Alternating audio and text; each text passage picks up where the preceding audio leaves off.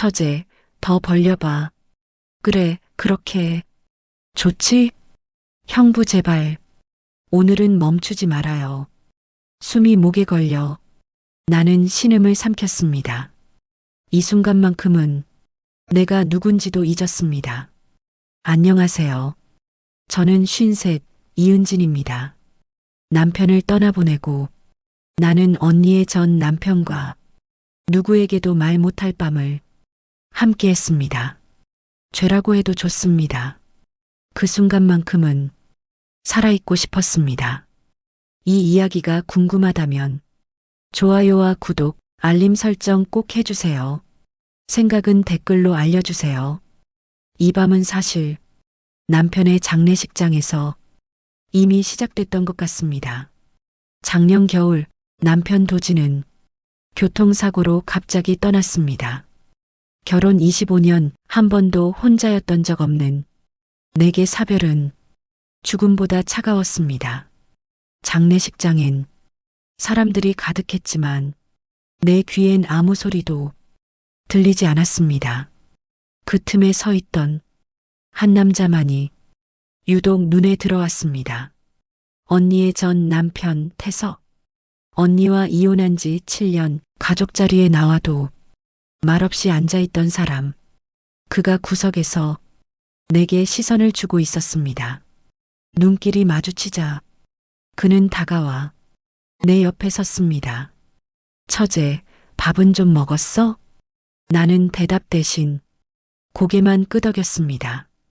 장례가 끝나고 사람들이 떠난 밤 영정사진 앞에 혼자 주저앉아 있던 내 옆으로 그가 조용히 다가왔습니다. 처제, 혼자 있지 마. 사람은 혼자 못 버텨. 그 말이 이상하게 마음을 파고들었습니다. 빈집에 돌아오자 남편의 코트는 여전히 소파에 걸려 있었고 식탁 위엔 마시다 남긴 커피잔이 그대로였습니다. 며칠이 지나도 그 향기는 사라지지 않았고 나는 그걸 치울 힘조차 없었습니다. 몇 주 후 초인종 소리가 낯설게 울렸습니다. 문을 열자 태석이 과일 봉지를 들고 서 있었습니다. 처제, 뭐라도 먹어야지. 그날부터 그는 자주 내 집에 왔습니다. 남편의 옷장을 함께 열어 옷을 개다 나는 울음을 터뜨렸습니다. 그는 묵묵히 내 옆에 앉아 있었습니다. 처제, 사람 마음 혼자 있으면 굳어버려. 그 한마디가 내 속을 스며들었습니다. 낮엔 남편의 향기와 살고 밤엔 그가 사온 맥주 한 잔의 의지에 숨을 돌렸습니다. 전화벨이 울릴 때마다 괜히 심장이 뛰었습니다. 어느 밤 작은 술집에서 그와 마주 앉았습니다. 처제, 요즘 좀 어때? 맥주잔을 부딪히며 나는 작게 웃었습니다. 글쎄요, 잘 모르겠어요. 내가 웃으니 그도 따라 웃었습니다.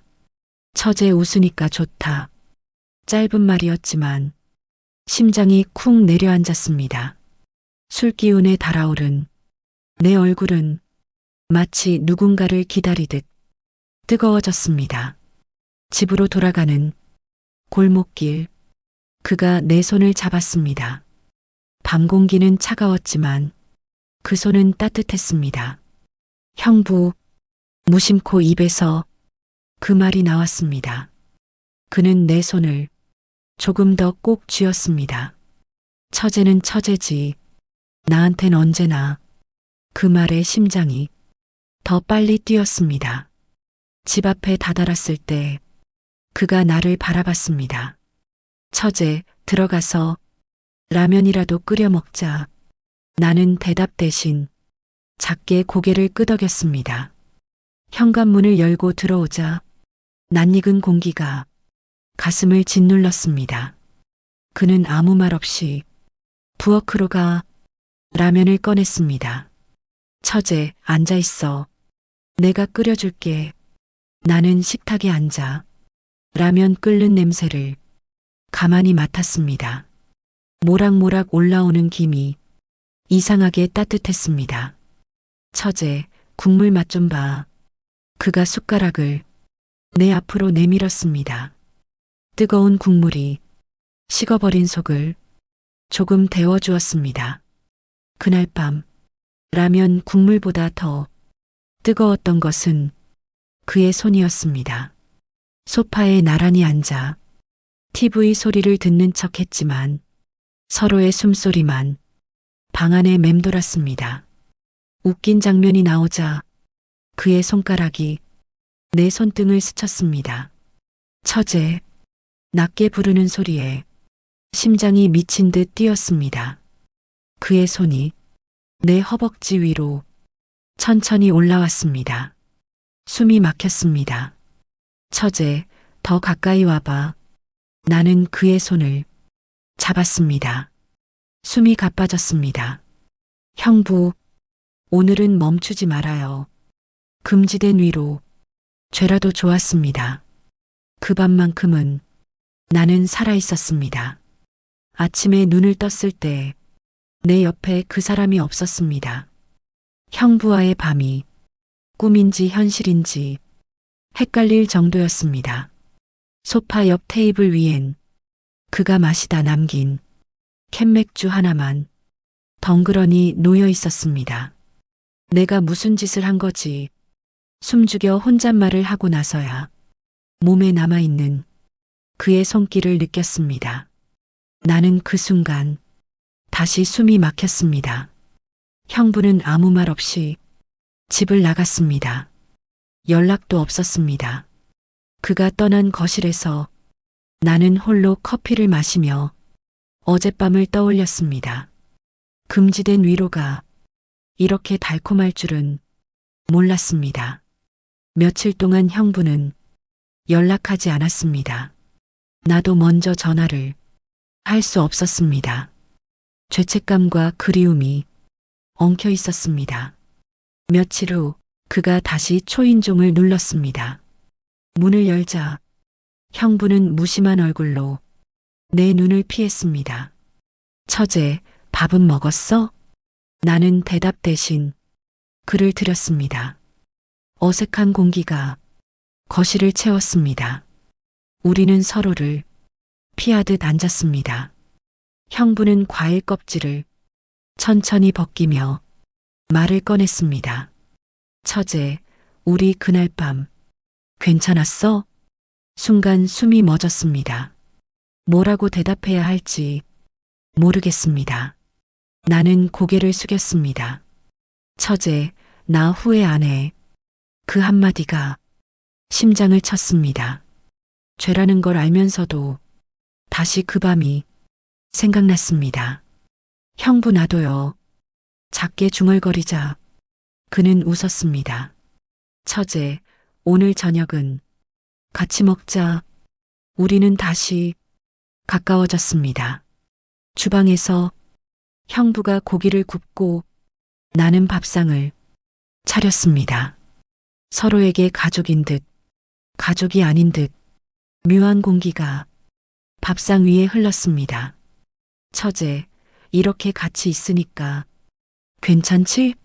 나는 고개를 끄덕였습니다. 식탁에 앉아 그의 접시에 반찬을 덜어주면서 문득 남편이 떠올랐습니다. 죄책감이 가슴을 찔렀습니다. 하지만 그 순간 그가 내 손을 덥석 잡았습니다. 처제, 미안해. 나도 이렇게 될 줄 몰랐어. 나는 아무 말도 하지 못했습니다. 그저 그 손을 놓지 않았습니다. 저녁이 끝나고 형부는 설거지를 도와주었습니다. 주방에 함께 서서 그의 팔과 내 팔이 스쳤습니다. 닿을 때마다 심장이 쿵 내려앉았습니다. 형부는 내 머리카락에 물방울이 묻었다며 손끝으로 닦아주었습니다. 그 순간 숨이 멎었습니다. 또다시 내 몸이 그의 체온을 기억해버렸습니다. 우리는 아무 말 없이 거실로 향했습니다. TV는 켜놨지만 서로의 얼굴만 보고 있었습니다. 처제의 나 너무 보고 싶었어. 그의 목소리가 낮고 무겁게 가슴을 때렸습니다. 형부, 그 말만 하고 나는 숨이 막혔습니다. 그는 조용히 내 손을 끌어 소파에 앉혔습니다. 조명이 희미한 거실, 서로의 숨결이 점점 가까워졌습니다. 처제, 후회하지 마. 그의 숨소리가 귓가를 때렸습니다. 나는 눈을 감았습니다. 다시 그의 입술이 내 목선을 훑었습니다. 숨이 막히는 동시에 살아있다는 걸 느꼈습니다. 그날 밤 우리는 말없이 서로를 파고들었습니다.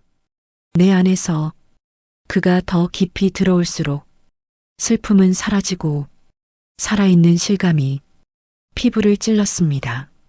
얼마나 시간이 흘렀는지 모르겠습니다. 형부의 품에서 나는 천천히 눈을 감았습니다. 그 밤이 지나면 끝날 줄 알았습니다. 하지만 아니었습니다. 나는 더 그를 원하게 됐습니다. 그 역시 나를 멈출 수 없었습니다. 우리의 외로움은 서로를 통해 점점 커졌습니다. 그날 이후 형부는 자주 내 집에 머물렀습니다.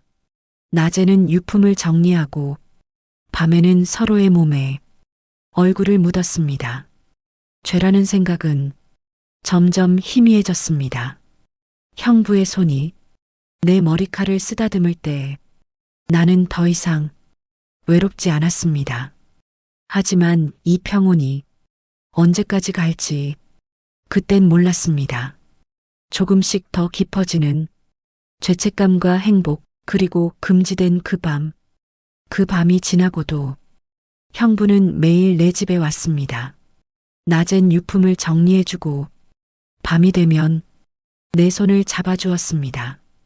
혼자였으면 손도 대지 못했을 남편의 옷가지들을 이제야 하나씩 상자에 담을 수 있었습니다. 처제, 괜찮아?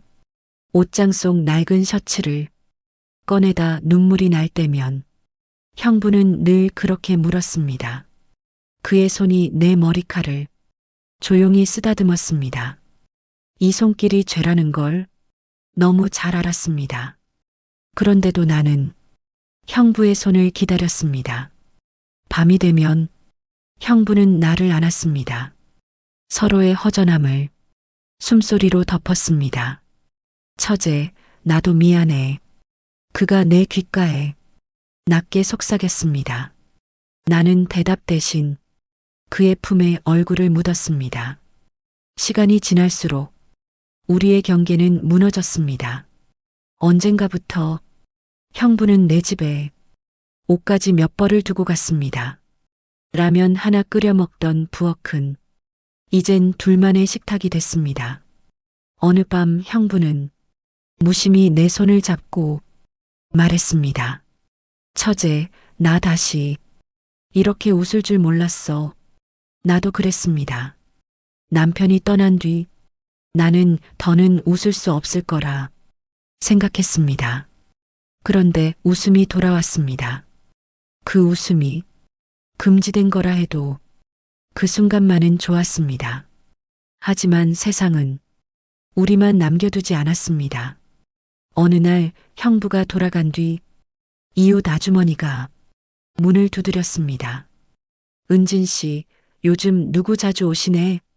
새로운 인연 생겼어? 순간 심장이 덜컹했습니다. 웃으며 넘겼지만 머릿속은 하얘졌습니다. 소문이 돌까봐 무서웠습니다. 며칠 뒤 언니에게 전화가 왔습니다. 오랜만에 들리는 언니 목소리가 왠지 낯설었습니다. 은진아, 요즘 어떻게 지내? 나는 아무렇지 않은 척 웃으며 대답했습니다. 그냥 정리하고 있어. 하지만 언니는 끊지 않았습니다. 근데 너희 집에 누가 자주 다니는 것 같던데? 숨이 막혔습니다. 이웃이 그러더라. 혹시 형부 아니야? 목소리가 바늘처럼 가슴을 찔렀습니다. 형부가 왜? 그럴 리 없어. 억지로 웃으며 넘겼습니다. 전화를 끊고 숨이 가빴습니다. 며칠 뒤 형부가 퇴근 후에 찾아왔습니다. 소주를 한 병 사왔습니다. 처제, 우리 앞으로 어떻게 할까? 그 질문에 나는 대답할 수 없었습니다. 좋으면서도 무서웠습니다. 형부 언니가 눈치챘을까봐 무서워요. 형부는 내 손을 잡고 고개를 저었습니다. 처제, 아무도 모르게 할게. 그 말은 달콤했지만 현실은 달랐습니다. 소문은 생각보다 빨리 돌았습니다. 동네 슈퍼에 갔다가 낯선 시선을 느꼈습니다. 뒤에서 수군거리는 목소리가 들렸습니다. 저기 요즘 전 형부랑 같이 다닌다더라. 장바구니를 든 손이 떨렸습니다. 집에 돌아와 형부에게 전화를 걸었습니다. 형부, 이제 어떡해요? 형부는 잠시 숨을 고르고 말했습니다. 처제, 나 믿어. 내가 어떻게든 할게. 하지만 나도 그도 잘 알고 있었습니다. 언니 귀에 들어가는 건 시간 문제라는 걸. 며칠 뒤 결국 언니에게서 연락이 왔습니다. 은진아, 나 내일 너네 집에 갈게. 숨이 막혔습니다. 그날 밤 형부는 내 손을 꼭 잡았습니다. 처제, 무서워하지 마. 그 말이 더 무섭게 느껴졌습니다. 다음 날 언니가 문 앞에 서 있었습니다. 거실에 마주 앉아 나는 고개를 들지 못했습니다. 언니의 손이 내 손을 잡았습니다.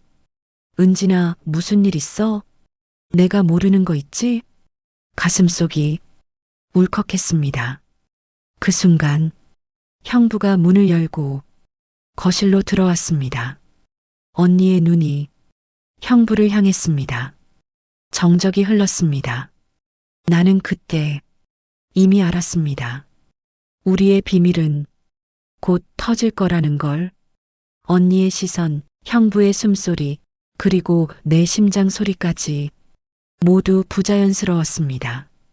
나는 입술을 깨물며 눈을 질끈 감았습니다. 무너질지 모르는 이 순간이 너무 두려웠습니다. 그렇게 우리의 금지된 관계는 세상 밖으로 나오려 하고 있었습니다. 언니의 시선이 형부와 나 사이를 오갔습니다. 조용한 거실 공기가 숨이 막힐 만큼 무겁게 내려앉았습니다. 형부는 내 옆에 앉을까 말까 머뭇거렸습니다. 언니가 내 손을 잡았습니다. 은진아, 솔직히 말해봐. 요즘 뭐가 이상해? 나는 아무 대답도 할 수 없었습니다. 머릿속이 하얘졌습니다. 언니의 손이 점점 차갑게 식었습니다. 처제, 내가 설명할게. 형부가 조심스럽게 입을 열었습니다. 언니는 눈을 크게 뜨고 형부를 노려봤습니다. 형부, 지금 처제라고 불렀어? 순간 심장이 가슴을 뚫고 나올 것 같았습니다. 언니 미안해. 목소리가 너무 작게 나왔습니다. 언니의 눈동자가 흔들렸습니다. 설마 했는데 너네 정말이야? 형부는 고개를 떨군 채 아무 말도 못했습니다. 언니는 떨리는 손으로 물을 한 모금 마시더니 내게 등을 돌렸습니다. 은진아, 어떻게 내가 이럴 수 있어. 내 입에선 변명조차 나오지 않았습니다. 우리가 서로를 필요로 했던 순간이 언니에겐 그저 배신이었습니다. 언니는 잠시 눈을 감았다 뜨더니 형부를 향해 차갑게 말했습니다. 너 이혼하고 똑같은 인간일 줄 알았다. 형부는 무겁게 숨을 내쉬었습니다. 미영아, 미안하다. 처제가 아니, 은진이가 너무 힘들어 보여서 그 말이 오히려 언니의 화를 더 자극했습니다. 그래서 위로해줬어? 그렇게 침대에서 언니의 목소리가 거실에 쩌렁 울렸습니다. 나는 고개를 떨구고 눈물을 삼켰습니다. 언니 미안해. 정말 미안해. 언니는 내 쪽을 한 번 더 돌아봤습니다. 차가운 눈빛이 내 눈을 똑바로 꿰뚫었습니다. 너 나한테 어떤 동생이었는데 그 말에 내 심장이 서늘하게 식었습니다. 언니는 더 이상 내 말을 듣지 않았습니다. 형부를 향해 독하게 내뱉었습니다. 형부, 너 다시는 우리 가족 아닌 거 알아. 그리고 나에게는 마지막 말을 아프게 박았습니다. 너도 이제 내 동생 아니다. 문이 닫히는 소리가 온 집안에 메아리 쳤습니다. 나는 무너진 듯 주저앉았습니다.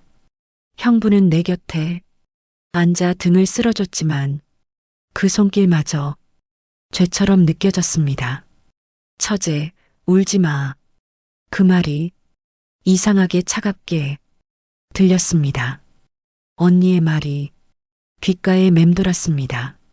내가 정말 언니에게서 동생이 아닐까? 아무것도 못하는 내가 너무 싫었습니다. 며칠 후 동네 슈퍼에 나갔을 때였습니다. 낯선 이웃들이 수군거렸습니다.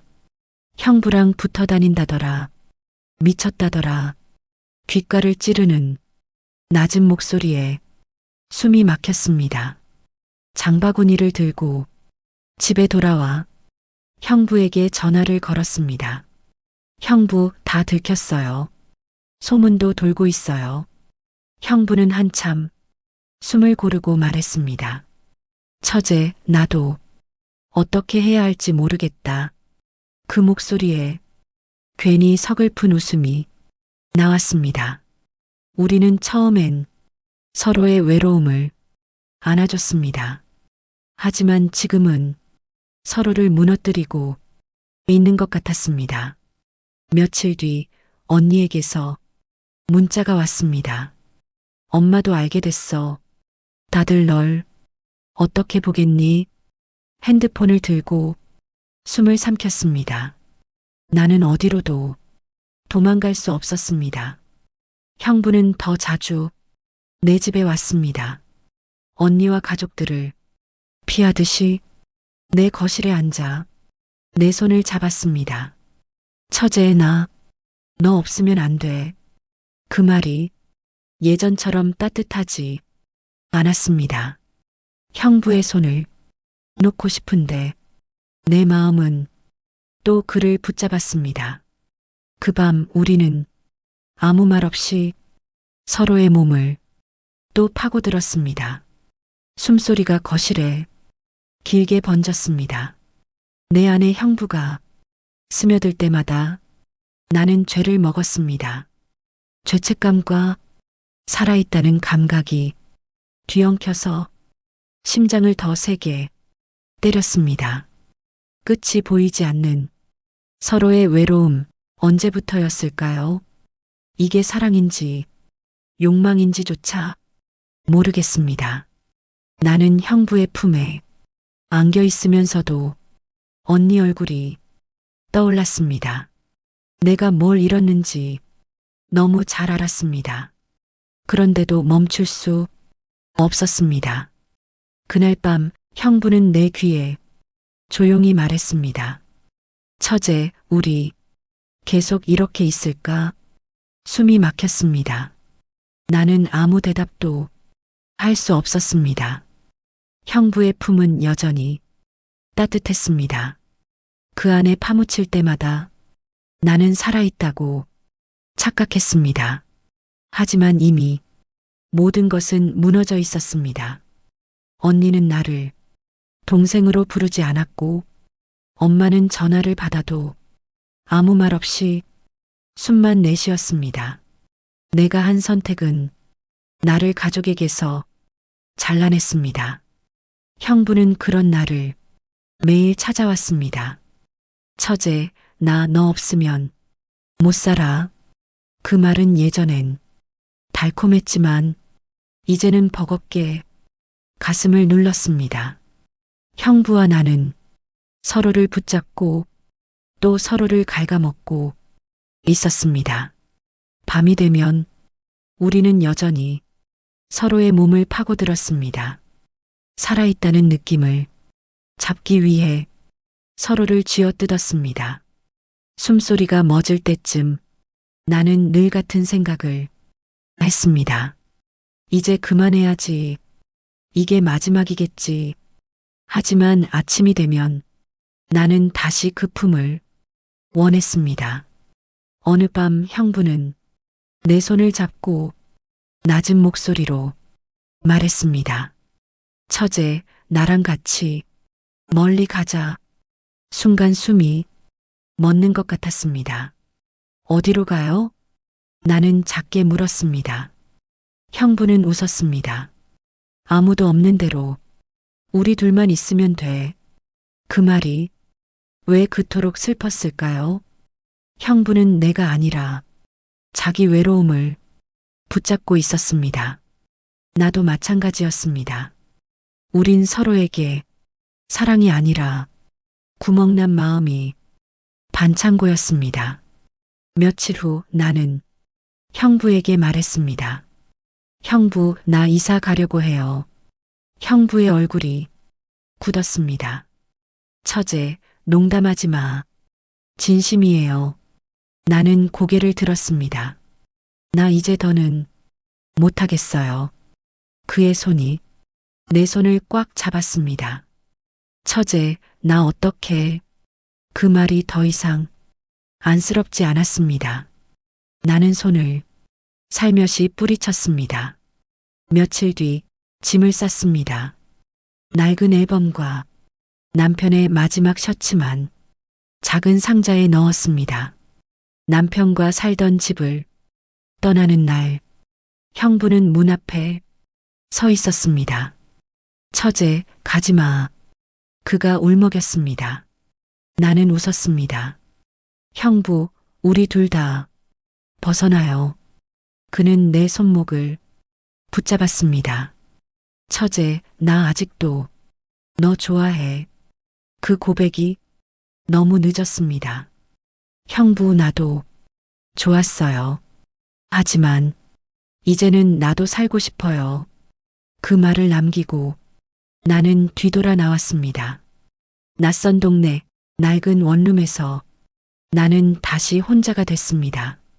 남편 없이, 형부 없이, 가족도 없이 처음 며칠은 손이 떨렸습니다. 형부에게서 오는 수십 통의 전화를 받지 않았습니다. 가끔 골목을 걷다 그의 그림자를 본 것 같아 심장이 쿵 내려앉았습니다. 하지만 어느 날 문득 알았습니다. 나는 이제 스스로 숨을 쉴 수 있었습니다. 혼자 먹는 밥도 쓸쓸하지 않았습니다. 언니에게서 문자가 왔습니다. 잘 살아라. 짧은 메시지였지만 나는 눈물을 삼켰습니다. 나는 이제 누구의 처제도 아닙니다. 누구의 아내도 아닙니다. 그 밤은 내 몸 어디엔가 남아있겠지만 이제는 그조차 내 일부일 뿐입니다. 밤이 오면 나는 아직도 가끔 형부의 손길을 떠올립니다. 그 따뜻함도 숨막히던 순간도 모두 나였으니까요. 이제 나는 다른 누구에게 기대지 않고 나를 안아줍니다. 죄였지만 그래서 더 살아있었습니다. 내 이야기는 여기까지입니다. 끝까지 들어주셔서 정말 고맙습니다. 혹시 제 이야기가 조금이라도 마음에 남았다면 좋아요와 구독, 그리고 여러분 생각을 댓글로 남겨주세요. 여러분의 비밀도 언젠가 들려주세요. 그리고 살아있으세요. 누구에게 기대지 않고 스스로 숨 쉴 수 있기를 진심으로 바랍니다.